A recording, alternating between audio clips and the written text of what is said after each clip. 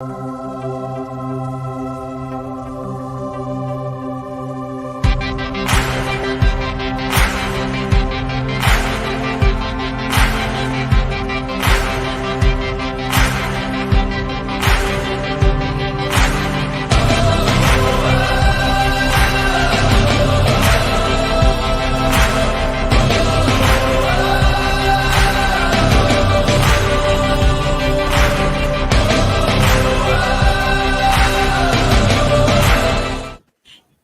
there, folks.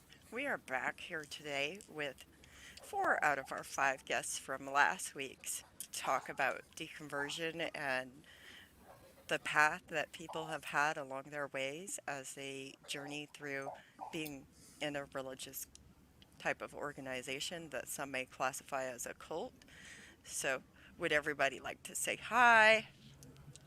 Hello. Hi. Hello. Howdy, y'all. Hey. Where are you from, James? You sound like you're in the South now. Well, from where I used to live I was born in, well, not born, but I was raised in Florida. But I always said you had to go north to get to the South because all the Northerners retired in the area that I used to live in down there. So, Oh, okay. Oh, we have an aggressor comment. Yay. Oh, Hi. it's my brother. Well, hello, brother. So we left off talking a little bit about the doomsday or world domination and doomsday and those types of things. So now we were going to talk about like, have you have you ever read the Bible and did anything stand out as abnormal when you read the Bible? If you did. well, my question is, would you count it as reading it if you listen to an audio book version of it? Did you get the information that's in the Bible? Well, at the time when I did it, I was still fully indoctrinated into the religion that I was in. And I wouldn't say that I did get all the full information from it, but after having left, I haven't read it cover to cover again, but I've read sections of it, and it's completely different to me now than it was back then. That's interesting. So while you were in, like, did anything stand out as being abnormal when you listened to it? I'm going to say no, and here's why, because when you're listening to it fully indoctrinated, you're listening to it out of the version of it that your religion tells you. So even if there is messed up and bad stuff in it, you just kind of don't hear that. You just gloss over it and move on. Do you think that's part of the mind control? Like, would that be considered like the indoctrination or Oh, brainwashing? oh, absolutely, I would say it because, I mean, you if you talk to any like current Christians or believers and show them like the really messed up stuff in their Bible, they'll excuse it away. Just a great example of that is slavery. They want to say, oh, well, that's just how it was back then, and God had his plan and this and that, but yet we've gone beyond that in most civilized countries now, and we wouldn't even consider doing that again and think it to be moral. And then when you hit the Christians with but doesn't your Bible say that God is the same yesterday, today, and forever? So he didn't change his mind on slavery.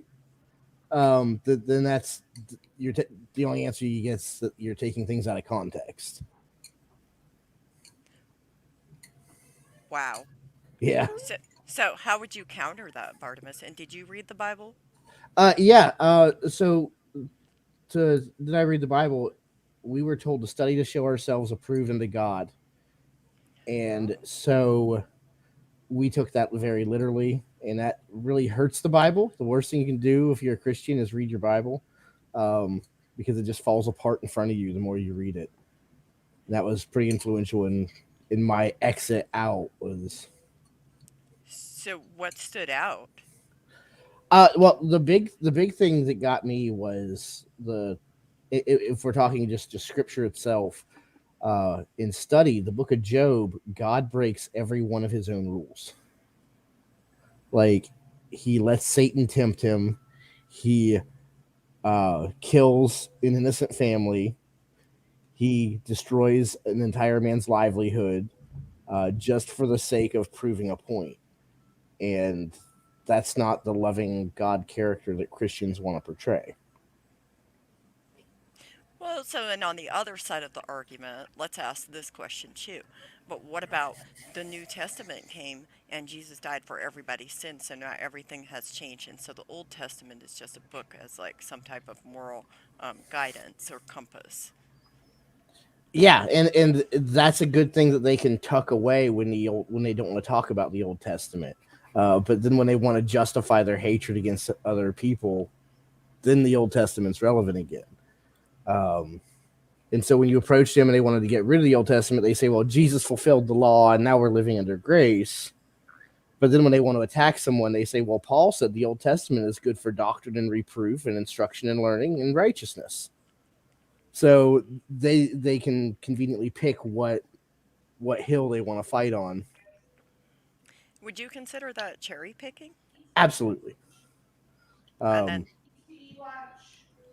so when you talk about them using the Bible to justify hatred towards other people, especially the Old Testament, um, are you specifically talking about like Leviticus, for example? no, it's through the entire Old Testament. Okay, and it comes into the New Testament as well.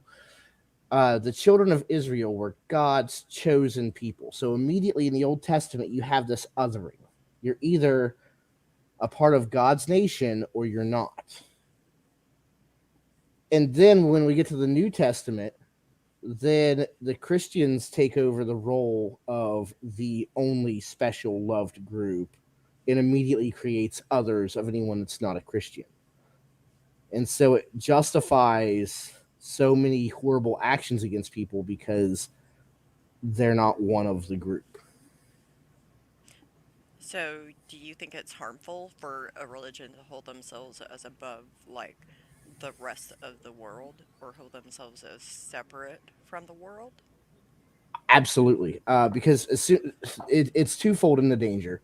First off, it creates the us versus them. But then when you have that group that's separated themselves from the world, as you said, they create an echo chamber where their ideas are always agreed with because everyone views them the same way as they do. And that genders their behavior to become more and more extreme because they justify each other in that small group without any accountability. So, is there anybody that can ever hold those groups accountable? Not a religious organization. Uh, yeah, I think that if we can get theism out of our court systems and out of our legislation, then we can actually take an honest look at the abuse that Abrahamic religions tend to cause when they separate themselves like this.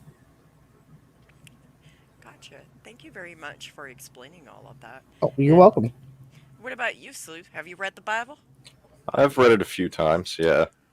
Did anything? Um, I like whenever I read it, it's kind of like James had said.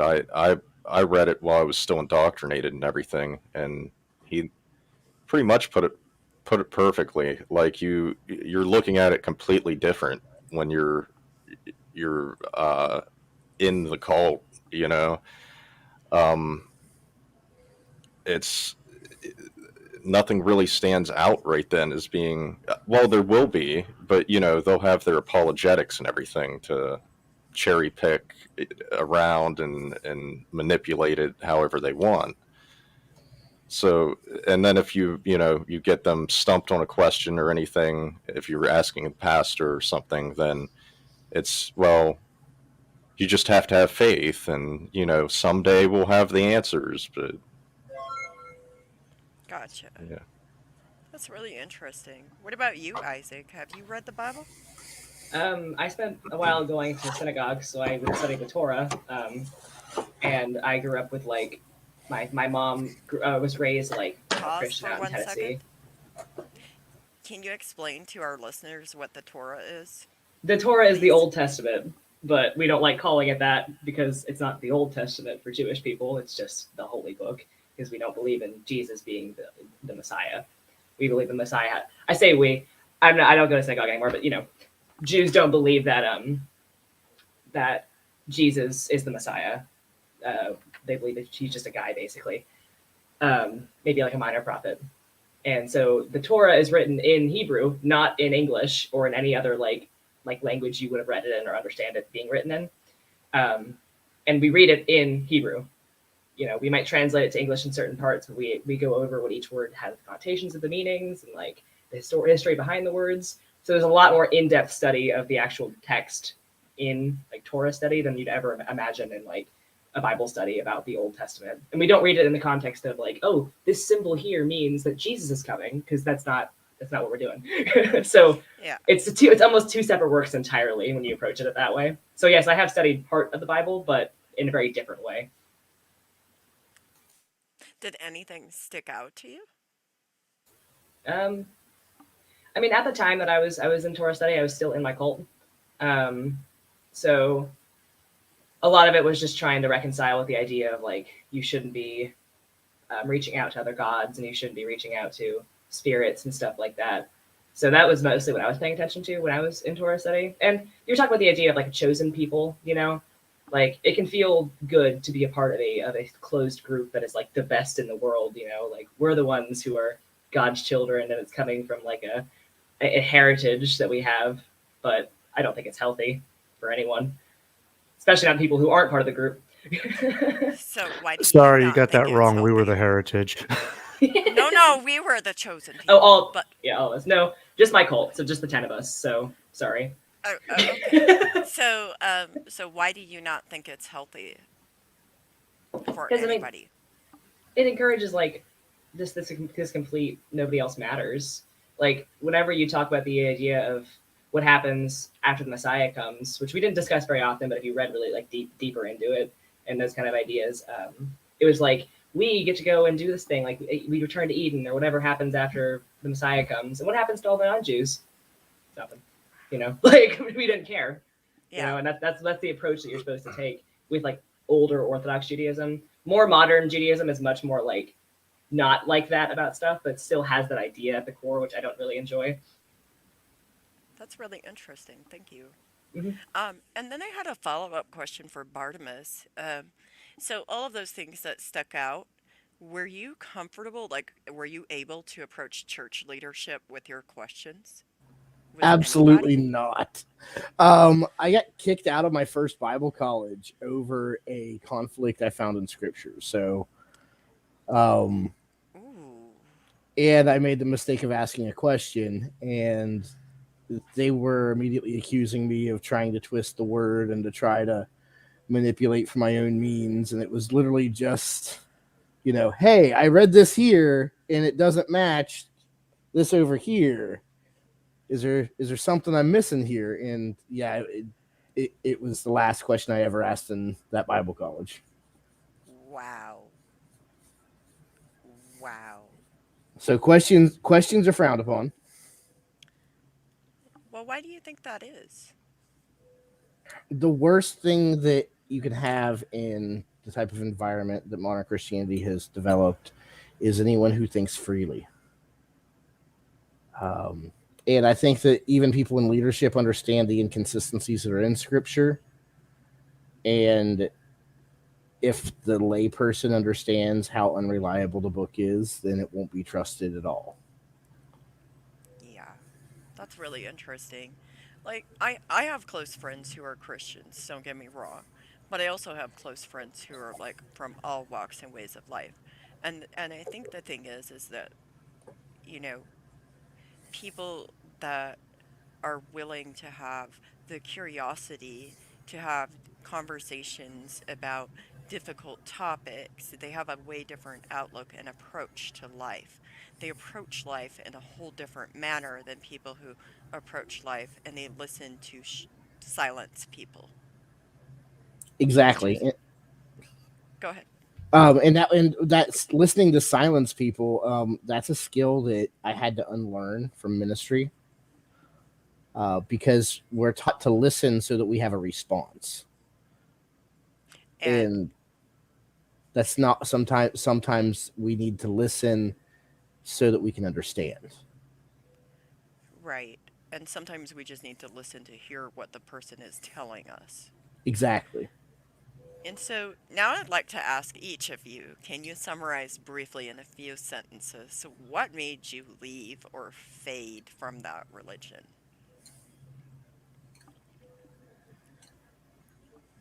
Don't everybody jump in at once. So mine was overnight. Like I'd already had my issues with the church, and I had my issues with the scripture. But I was a minister in a small town church, and a family had come to us needing help with a water bill. And I watched the deacon board interrogate this woman and ask her a million questions. And then they told her if she'd come to church for 6 weeks, they'd give her the money. And so I walked out disgusted. I paid the woman's water bill. It was like $65 was all she was needing. And then the very next day, the church had written a check for me to reimburse me. And I said, why was it okay for you to reimburse me, but it wasn't okay for you to give to the person in need? And they said, because she's not one of us. And so that was it. Like I held a service that was on after the Wednesday night business meeting. That Sunday morning service, I announced that I was resigning at the end of the month, and then I left and basically never went back. So, how can you reconcile that type of monitoring of how church funding is used to help people in need with, like, for example, if you want to say that the New Testament came, like Jesus came and all of that was changed, and if you are supposed to ascribe to being more like Jesus, Jesus walked around helping the poor, the needy. I mean, if that's according to the New Testament, that's what he did. So how can you claim to be following that doctrine, but you literally reject people for not belonging to your church? Exactly. That's what was so frustrating because the principle I used with in my resignation sermon was Jesus said, "Freely you receive, so freely you give," and you're hoarding wealth to the injury of our community. And so, to me, it was just that they weren't really interested in obeying the teachings of their Christ that they claimed to love, and I just could not be around that any longer. Wow. Thank you so much for sharing that. That's really powerful. What about you, Slew? Um, well, whenever I had left, I had gotten married in that church and everything. There was a question that I'd asked the pastor about marriage because it wasn't making sense to me how they wanted everyone to be married before they had sex and stuff like that. Well, what's marriage? What, like, it isn't like the United States was around back then handing out fucking marriage certificates and all that shit in the ceremony. So what is this definition of marriage, and why isn't it in the Bible that you say has all the answers? And I couldn't get a straight answer out of him over any of that really. Um, those things kind of ate at me a bit, and there was like at the time, my fiance had their her parents had split up and stuff, and we were staying there together, and then we had moved in together with my grandpa's for a bit until we were able to get a house. And this was while we were engaged. Well, one of the deacons had started talking to the pastor and everything, and had told them that we were living together. Well, he wasn't going to marry us then. And this was right after they had got done marrying somebody that was pregnant. The, and But that was one of the deacons or trustees' daughters, so that was okay. And so, like, the hypocrisy and everything, and then that really pissed me off at that point. My fiance still wanted to get married at that church, and it was the church that I grew up in. So we did, but it was like I didn't want to go there anymore after that. And then I started questioning things more. My brother had kind of started picking my brain with different things that didn't make sense in the Bible. And it just, like, by the time I started piecing things together a bit, and I ended up figuring out that, like, faith wasn't a good, you know, Yeah. epistemology to carry. It just unraveled from there. I was done. How long ago was that? Oh, I'd say I'd 5 years ago, something like that. It would be longer than that since I'd left the church, but I still kind of held on to some beliefs and stuff for a little while. Hmm. Yeah, that often happens is when you leave the church or a religion like that that has so much control over your life, you can hold on to those beliefs for much longer even when you leave. And what about you, Bartimus? How long ago was that? I've been out for 7 years now. Okay. So let's go to James now and let's ask James to summarize, like, in a few sentences, what made you leave our faith from the religion? I'll try to keep it to a few. It was a long journey for me. It took me about from the first time I had a doubt to actually leaving about 10 years. And what's crazy is one of the things that started my doubts was a simple question by a coworker of why Jehovah's Witnesses don't celebrate Christmas. And he said, he goes, "Why don't you guys celebrate Christmas? It's for the kids." And then I had that, and at that time I had had my first child already, and my second one was either born or on the way. I forget which one. And I remember step in my head, I kind of took a step back. I'm like thinking about like their happiness and joy that they would have opening up gifts on Christmas and, getting to be a part of that. Well, let me, I'll shoot forward real quick to the ultimate problem, which was when I found out about the Australian Royal Commission, and that happened in 2015. Australia took in a whole bunch of organizations in their country and they reviewed how they handled child sexual abuse cases. And Jehovah's Witnesses were case study number 29 on that. And when they did that, they went from a person who had been abused and they talked to everybody in between from the victim all the way up to actually they got one of the leaders of the organization to actually testify under oath.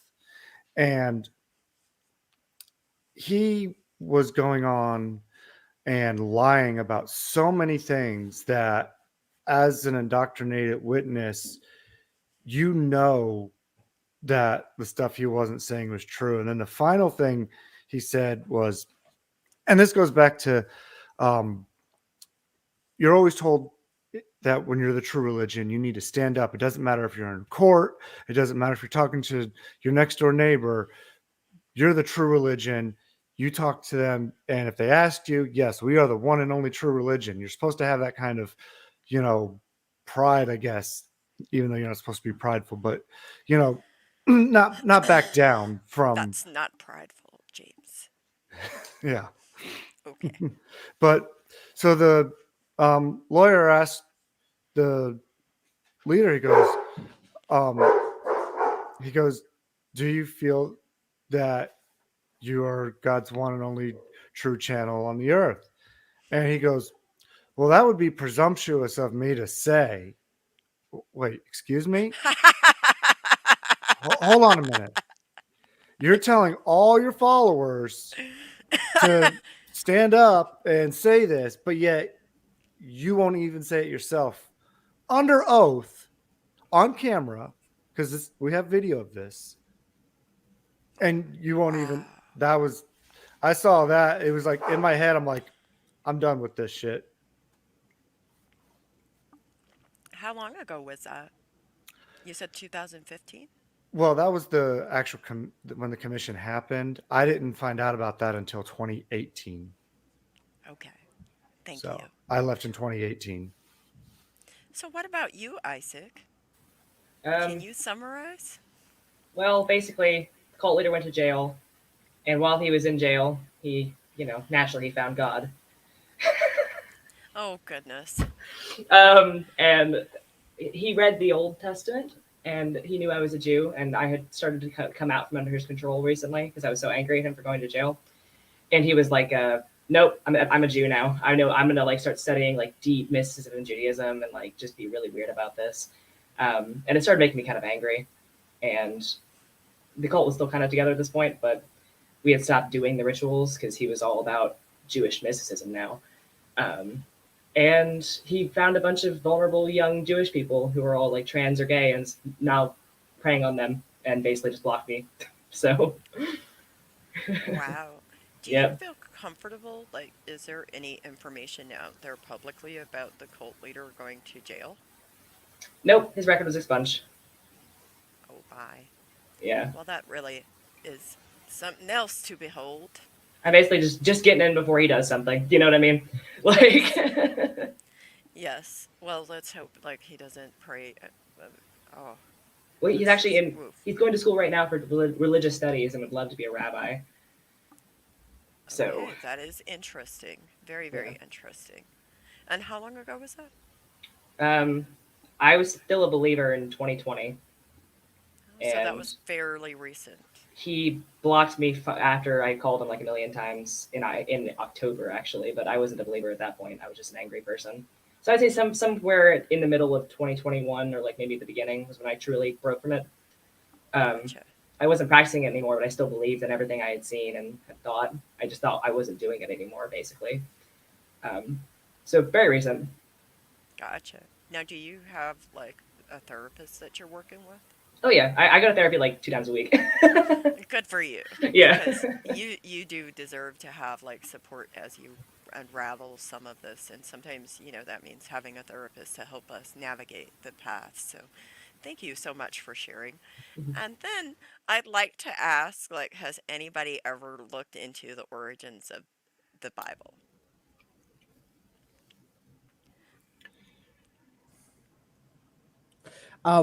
The fact that I'm just going to speak New Testament here, but the New Testament, the fact that we didn't get the Gospels until between 150 and 300 years after when the apostles lived.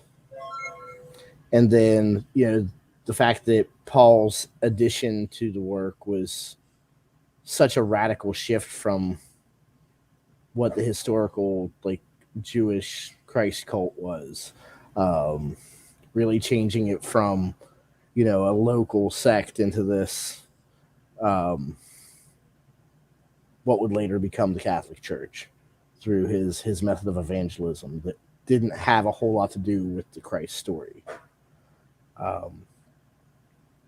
Yeah, the Bible's the Bible's compiled in a very funny, very inconsistent way. Yeah. So, what about like, you know, um, anybody else been curious like about the origins of the Bible, like how it was compiled and how it was like there were books written like after the fact, like so many years after the I fact, and I got really curious after I started breaking down like the lies and stuff that it was told to me in my church, and I wanted to know everything at that point, like um mm-hmm.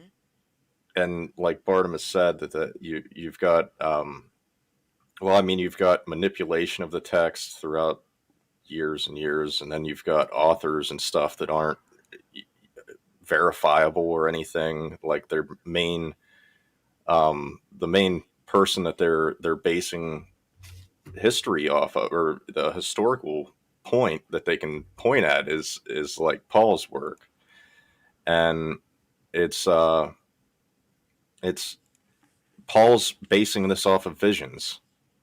So he wasn't even saying that he was personally there and saw this. It was these visions that he got supposedly from God. And he changed his tune suddenly from persecuting Christians to starting this cult of his own. It doesn't really make any sense.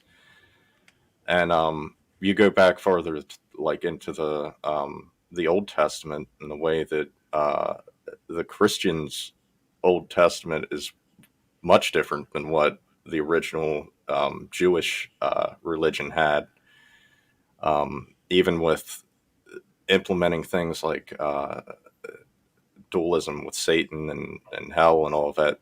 That wasn't originally in there, and spirits weren't even really what they've been made into now.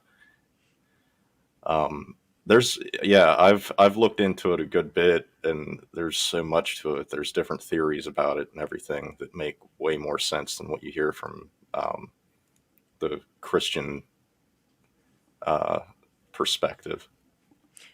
Thank you for that. And what about you, Isaac? Have you been I mean, interested in the? if I'm going to be blunt about it, the way I've always viewed like the evolution of Judaism to Christianity is like a guy started a cult in his family, it got really big, and then another guy started another cult. Like that's just kind of what I see whenever I look at it. Because like I wasn't raised with any belief in Christianity. Like I from being a child, it's kind of been one of those things. My family and I, literally, Yeah, okay, you know, like I was raised that's atheist, so it's always just been like, yeah, somebody said he was the Messiah, and then it all went downhill from there, you know. that's really interesting.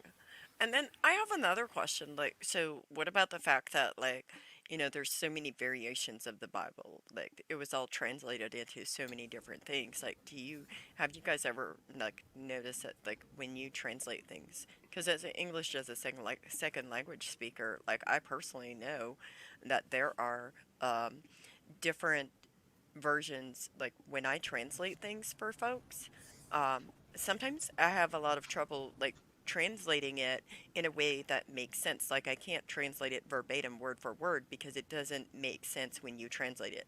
So, what do y'all think about like the many variations of the Bible? Well, even the Old Testament, there were multiple versions of the Torah, and there's the P school and the J school, and it's how each of them, the two groups have their own texts that they prefer to use for scholarly reasons. But both texts have different such differences that they can't both be right. But they can't prove which one of the two texts is the more valid one. So it's like you have these two different scholarly sects of people that decide which Hebrew they're gonna read. Um, Wow. Yeah. So that's welcome, Lacey. So that's one of the things that has always fascinated me is like how language evolved, but then also like what was the purpose in like translating the Bible? Did anybody ever find a purpose? the Aramaic, well, it was mainly to try to get it moved into more languages, as especially after Catholicism spread, they wanted it all to be in a language that was accepted, which was Latin at the time. Because at this point, the New Testament had transcended the Jewish cult and was now being used as a piece of political power. So making sure that everyone could read this book to reinforce the leadership of Constantine was more and more important. Well, speaking of it being used, the Bible being used as political power, like, what about the fact that the Apostle Paul, like, prosecuted people that were following Jesus, supposedly, but then he writes all of those letters? I personally think that Paul found that he could use the Jesus character to his advantage. Um, and so as soon as he found out he could make it to where it was politically an acceptable thing to push forward, that's when he changed his story. Yeah. Wow. What about you, Lacey? Have you ever considered the many different translations of the Bible? Yes, and I think that's where even more fallacies in the Bible come from. Every translation probably changed somewhat differently. Wow. That's interesting. So, we have a commenter that has some very interesting things to talk about. There were over 2,000 books before the 3rd century. Then they pared it down to 73 and then later to 66 in 1610. Lots of time to shape doctrine. What do y'all think? Slew? Yeah, I mean that's uh that's kind of what they've done throughout history, I guess. That I mean, like I was saying before, there's places in the Old Testament that are just taken out, like the Enoch is just taken out, but it's still referenced to in the Christian's Bible. So it doesn't make any sense, like that people aren't questioning this more. Like, well, what the hell are they talking about here? Where's this at? It's gone. Hmm. Why? Like, Yeah. And I have another question, as far as like the translation. How does it, because Isaac mentioned this a little bit, but how does it correlate with like the Torah? Because you studied that in, what is the language? I can't remember. Well, it's written in Hebrew, but I mean, we're English Yes. speakers, so so obviously we discuss it in English, but there's a practice of reading it in Hebrew, Hmm. like verbally, um, and like you do Hebrew school at the same time, so you learn the words. But ancient Hebrew, like OG Hebrew, is not spoken by anyone. Like modern Israel doesn't speak Hebrew as it was in the Torah. Hmm. So we have a lot of missing pieces as to the exact meanings of words. So that's kind of how we study it, is we take all those pieces together, including our spoken language. So it's a lot of like agonizing over Well, short sentences. well, I mean, and isn't that like part of like how language evolves over a matter of time as like the culture evolves, as like all of the environment evolves and people evolve, and then language itself evolves. So, like, for example, even if it was written in English way back when, reading the Bible today would have different meanings for certain words than what it had back then. It's Hebrew is considered the holy language, actually. Like Yeah. that ancient original Hebrew is like the most closest you can get to God in that way. And that's I don't know if you know anything about Yiddish. Like that's the mixing of Hebrew and German, and it has the same kind of. It's very similar to like Amish. I forget. Um, PA Dutch. it's very similar to PA Dutch. It's kind of cool. Like that's what local like Hasidic Yeah. communities speak in America, and it's considered like a little holier because it's like it's kind of Hebrew, you know. Is it a spoken only language or is it a written language as well? I I think Yiddish is a like a written language as well, but the problem is that there's so few people who speak Yiddish anymore that it's basically like it's a nearly dead language. Um, so Hmm. there is writing for it, but you'd be hard pressed to find like good courses on it. Yeah. So one of our commenters says verbal Hebrew was a dead language until Israel reformed in 1949. That's And then really the new version of Hebrew is actually really interesting. They actually took out vowels entirely. That's a big part of it. If you look at Hebrew as written in Israel, there's just the straight letters. And if you look at biblical Hebrew, you see the letters and you see a series of dots around the letters, which are the vowels. And I don't understand why, but the logic was that the vowels are too complicated. So how about we just take all the vowels out and have it be that you just have to know what the vowels are because you speak Hebrew, making learning like Israeli Hebrew really hard. hmm. So the children's book. So yeah, it was completely rewritten based on like a broken kind of Wow. knowledge of what it says in the Torah.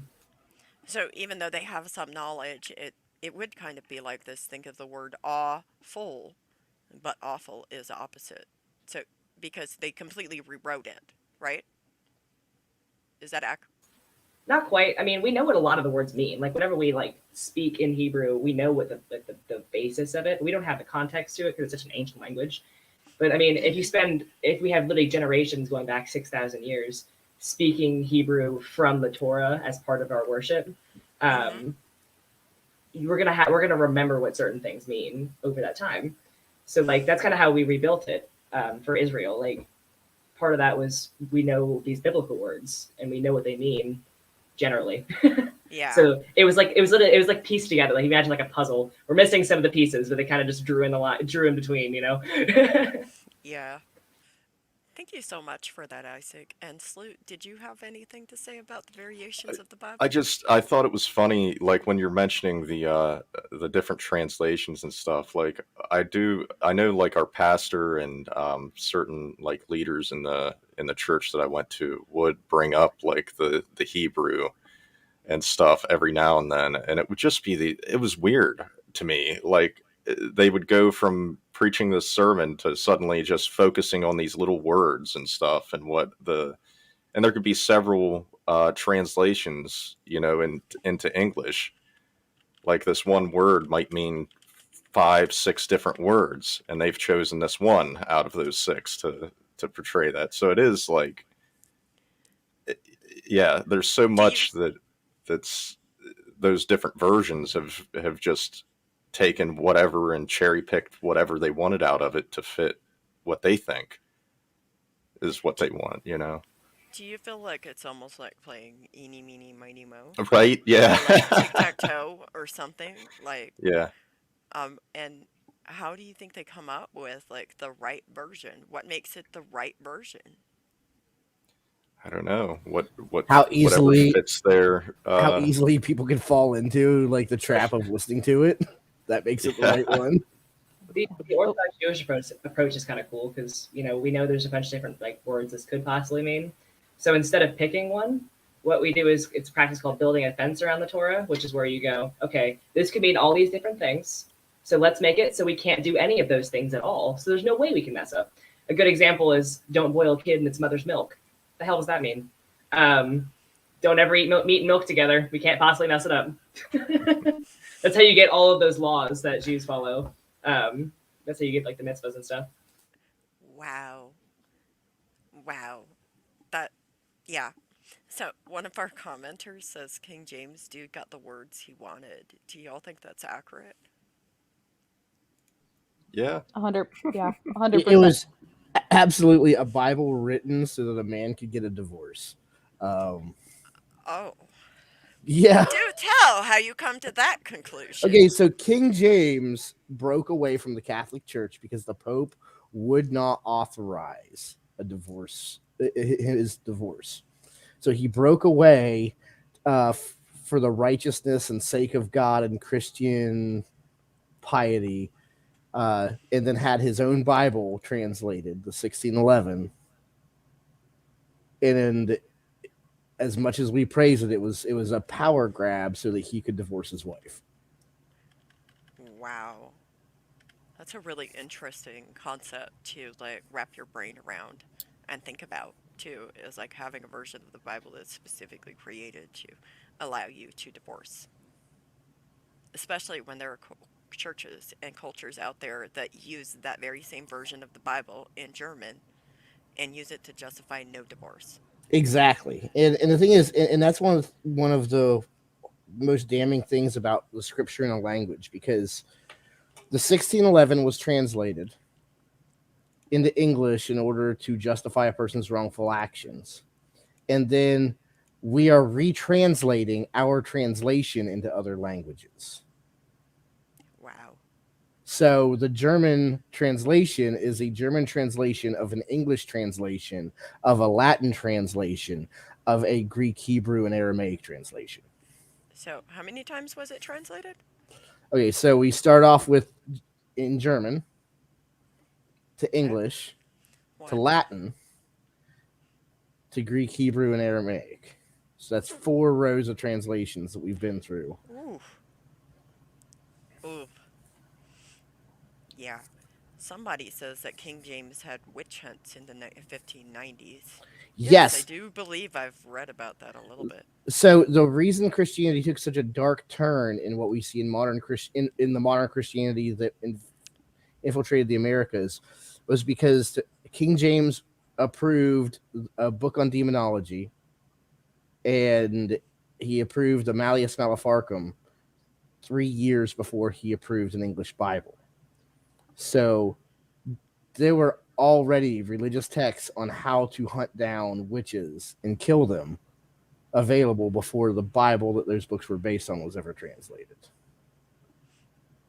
That's pretty awful done in the name of that book and religion and yeah. So somebody else says, well, Martin Luther had a different agenda, which is where like that would be the Anabaptist background, this Martin Luther movement, the Reform movement, all of that. Do you have anything to say about that?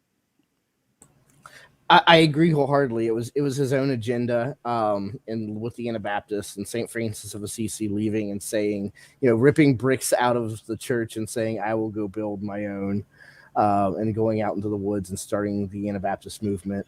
Um, every time a religion branches off, they end up making their own new Bible, uh, because it suits their purposes better. So now I'd like to ask the rest of you, like Slew, Isaac, and Lacey, do you agree with that? That every time a religion breaks off and splits, they create their own little version of what the Bible means? Absolutely. Um, I think that's where you get the different denominations just within Christianity. Methodist is distinctly separate from Episcopal, Southern Baptist, Pentecostal. You get, and it's not necessarily even them creating their own subset of the Bible, it's using whatever scripture from the Bible to manipulate the people in the way that works best for them. Right. I So mean, also, go ahead. I grew up in a town with maybe less than 2,000 people in it, and there was like 8 churches, different denominations. So, Wow. I mean, there was even 2 Church of Christ. So, like, they'd even splintered off. They couldn't Yeah. agree on scriptures with one little detail here or there with those churches. So, What about you, Isaac? I mean, the Bible can say whatever its preacher wants it to say because it's so vague, So anytime Okay. anybody gets their hands on it, they're like, "I'm gonna make a new one," Right. So I got a new just idea. just to clarify, the thing about Martin Luther is he started the Reform movement. Am I right in that? He was not an Anabaptist. He was never an Anabaptist, but he started the Reform movement, which eventually led to our Anabaptist ancestors, like Jacob Ammon and Menno Simmons. They're very well known within our cultures. But yes, he started Protestant, and our Swiss ancestors didn't think he went far enough because that's the thing is like they split from these movements. So the Mennonites came from, supposedly, this is what I was taught, is that the Mennonites came from Menno Simmons. And somebody please correct me if I'm wrong, but him splintering off from this other movement, and then we were originally known as the Ammonites because Jacob Ammon splintered off from the Mennonites and formed what is formerly known as the Amish today. So again, if I'm wrong in that, if somebody would please correct that, but that's what I was taught, and so um, it did originally start with like this whole movement that's just crazy. And you know what's interesting too is within Amish and Anabaptist churches today, and the majority of churches, there's a lot of splits that happen. They just separate. Like if they have a disagreement with the ministry, they will split, and they'll form like their whole like new like version of like this is what the Bible really means. The gospel spreads by mitosis when a congregation splits and goes into new communities. Can you explain what mitosis means for some of our listeners? Mitosis it's a cellular operation. It's when um, a cell multiplies, but it doesn't multiply through any kind of like sexual reproduction. It just splits itself in half and then forms two entities that are identical. Yeah, thank you very, very much. And now I'd like to change direction a little bit before we end today's thing. We're going to ask each of you, were there any influential figures that helped you in your path along the way? Sue? um, like in deconverting, Yes. yeah. Um, there was a few. There's quite a few. My brother, for one, that I'd mentioned, Dr. Daryl Ray. I I was still not completely out of religion whenever I started listening to him and his podcast, but secular sexuality. When I started listening to that, I had so many questions being stunted in religion for so long, and having so many curiosities about sex and sexuality and things, and it it really helped me a lot. And there was things that he would add in that had to do with the religious the sorry, like the religious trauma and stuff going along with those things.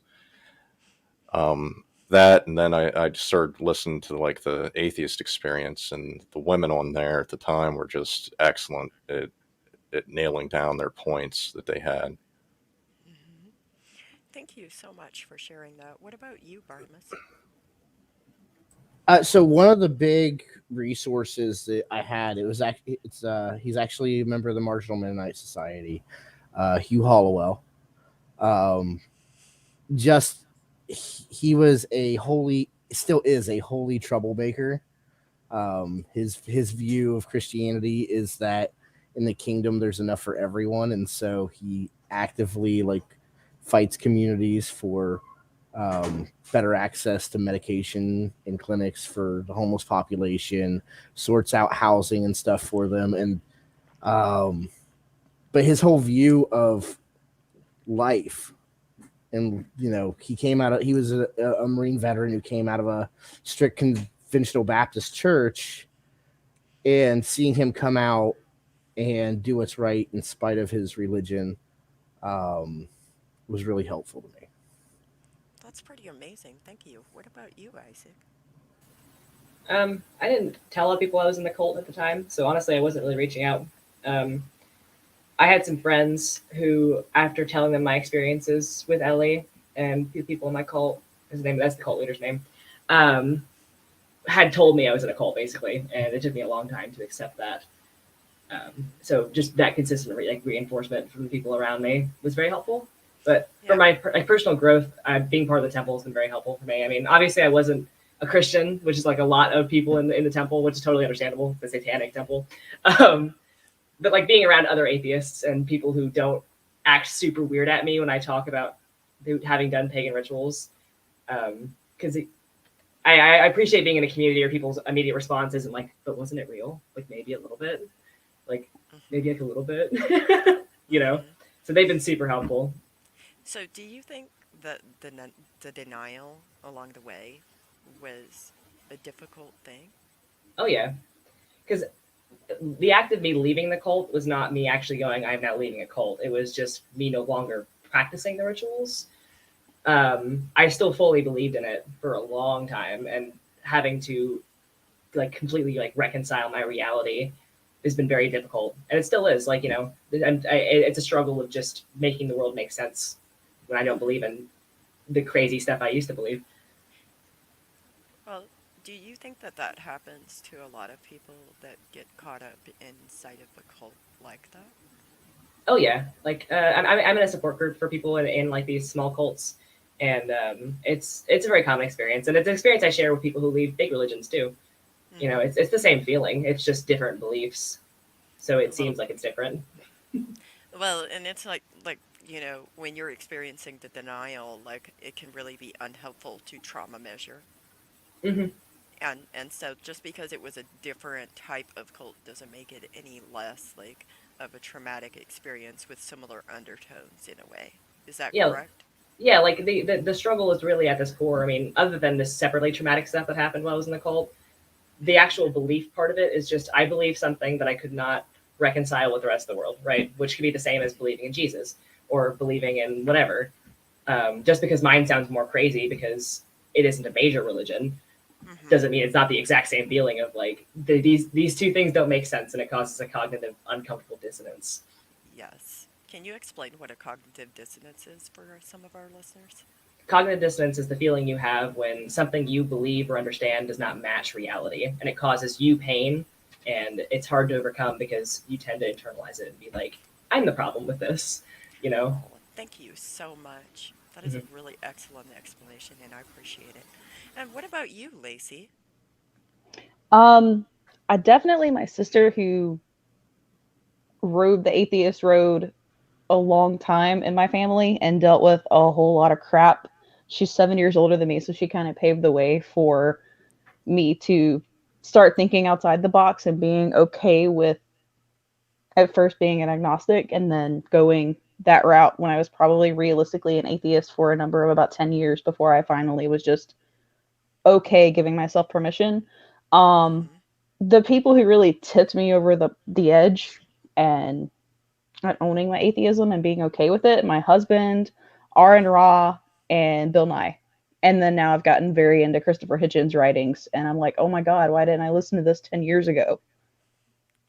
That is beautiful. So, You just have all of these, like, everybody has brought, like, all of these beautiful things. Like, you have mentioned a support group, like, having these podcasts, like, y'all bring, like, like, that is just beautiful. Thank you guys so much for sharing. And now we're going to cover some of these comments. So, somebody said, by the way, on the 500th anniversary, the Lutherans finally apologized for the martyring of my ancestors. And then they said Menno Simmons came along later. It was a slander to call someone a follower of Menno in the Netherlands, which is true. And this person shares that my grandfather times 10, Hans Landis, was one of the last martyrs. And lastly, let's go back to the Catholics' view of cognitive dissonances. They called them mysteries. Have any of you ever heard that? It's a mystery? The Lord works in mysterious ways. He has a plan, and it's not for us to know. Okay, well, maybe the plan is for us to be having this conversation I mean, and still. apparently, part of their plan was digging up a dead pope and putting him on trial at some point. So he's got some mysteries about him, I guess. I, yeah, that's that's really really interesting. Do y'all have any parting words for our listeners? Uh, I'm thrilled to be here. This has been awesome and very, very helpful. Just being able to process this with other people that have also had to process this. Um, leaving a mainline religion, when I say mainline, I mean something you've devoted your life to for so long that there's not another religion you're thinking about. It's its own kind of crumbling process that breaks you down with it. Um, Yeah, and so, just knowing there's other people out there with similar experiences is awesome. thank you, Bartimus. What about you, Lacey? I completely agree. And for me personally, seeing you guys with so many different backgrounds, I'm going to say especially Bartimus here because of him being a pastor in the type of church that I grew up in. That's also very, very cool seeing that there's other people who were, in my opinion, way more deep into the religion than I even was. And if they can get out, it even just further Yeah. makes me feel, I seek comfort in that, knowing that, whoa, I wasn't the only one, you know? Mm-hmm. That makes complete sense. What about you, Isaac? I guess if there's anybody listening who has questions about their religion or faith or something like that, um, the act of questioning isn't the problem. If you don't like the answer, sometimes that's not a bad thing. Like, you don't have to bury yourself whenever you realize the answer is something unpleasant. The first step is taking that uncomfortable step. It's like ripping a band-aid off. You know, that's what keeps people in religions for so long and in cults for so long. Mm-hmm. Thank you, Isaac. What about you, Slew? I mean, I agree with everything they've said, and yeah, just never stop questioning things. I mean, that's how we learn. So don't be afraid to ask questions and to question things that you might think you know. Um, Maybe somebody knows more than you. This is true, and maybe they can. So, I'm also a life coach, for those of you who don't know. And one of the things that we really talk about in some of the life coaching stuff that I do is like we talk about like ways to like challenge your beliefs and how do you challenge your own beliefs? How do you determine what's your own belief? And so the thing is that everybody holds their own beliefs that are based on like different things, right? But when you start questioning those beliefs, it can open up yourself to have a curiosity for new things, to learn new things, to learn more, to expand your horizons. And so I suggest that be open and be curious if you can. And then I'd like to ask each of you if we can come back because we have like more questions to go through. We didn't make it through the whole list. I can't wait. Sure. I love it. Yeah, Yeah. What I'm about down. you, good with it. Lacey? Yeah, I will set an alarm next time and not be late. Okay, awesome. And on that note, one of our listeners said, I feel getting free of religion is a journey and you work through in phases. Thank you so much. Thank you, because that is the truth. It really is a journey. And we're going to be back here probably in 2 weeks. And I can't wait to finish this conversation. And I hope y'all have a fantastic Saturday.